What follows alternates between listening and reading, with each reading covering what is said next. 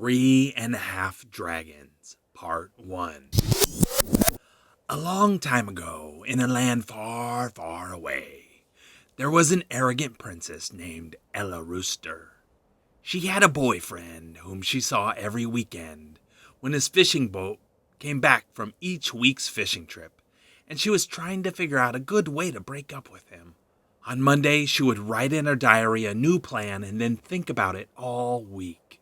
When Friday afternoon came and he returned, she never followed through because he was so pushy and insisted they fill their weekend with parties and meals and walks on the beach. Honestly, they were so busy that it was hard to find a good time to break up.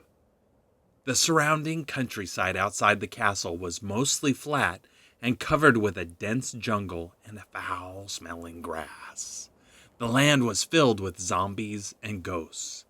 If you had a thesaurus, a book that provides synonyms for words or words that mean the same as another word, you'd find that ghosts could also be called specters or apparitions. The zombies and apparitions mostly lived underground and only moved around after dark. They moved very slowly and seriously, and honestly, they were a gloomy bunch, preoccupied with the future of their community. The zombies were often overheard to mumble such phrases as, "I'm afraid what will happen tomorrow," and the like. The specters, unlike the zombies, were silent. One night, actually it was a Tuesday night, Ella sat in her tower window, and through her castle window, against the brightly moonlit landscape, she noticed one particular zombie digging a hole just outside the castle wall. It was honestly upsetting to her to see the zombie digging in such a way because, as she watched, she noticed the zombie dug a hole and buried something. Though they lived underground, zombies didn't dig and they didn't bury things. Ella felt a queer queasiness in the pit of her stomach.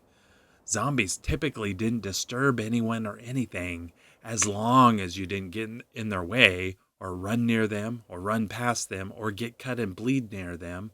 Otherwise, you'd typically be fine. As she watched, the zombie put something into the hole, filled it up with dirt, and left. Ella left the castle and went to find what the zombie had buried, but when she got there, the ground was miraculously unmarked and there was no sign of digging. She left, puzzled, and returned to her room where she looked out of the window again. Suddenly, she could see the patch of dirt where the zombie had dug into the earth and buried something.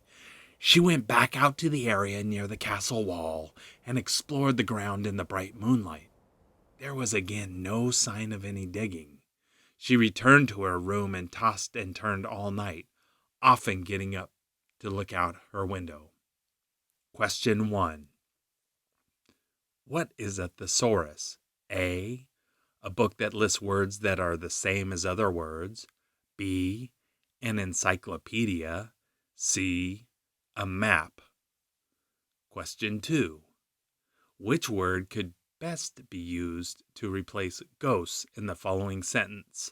The land was filled with zombies and ghosts. A. Animal. B. Specter. C.